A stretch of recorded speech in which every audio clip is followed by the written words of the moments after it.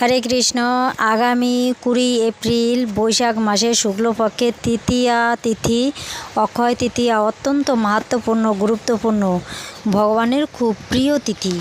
এই তিথিতে সকলেই যে কার্যগুলো করবেন সেগুলো হচ্ছে মুহূর্তে উঠতে হবে এবং স্নান করতে হবে, মানে সূর্যোদয়ের আগে প্রাতঃ স্নান করতে হবে।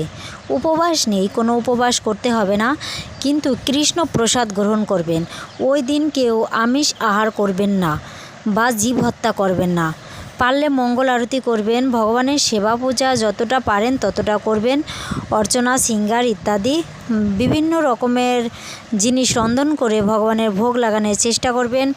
ভগবানকে প্রণাম করবেন, গুরুজনদেরকে প্রণাম করবেন, ভগবানের চরণে পুষ্প তুলসী অর্পণ করবেন। তাছাড়া সূর্যদেবকেও প্রণাম করবেন, ভূমি মাতাকে প্রণাম করবেন, নৃসিংহে দেবের স্তবস্তুতি করার চেষ্টা করবেন বা 108টি নাম পাঠ করার চেষ্টা করবেন।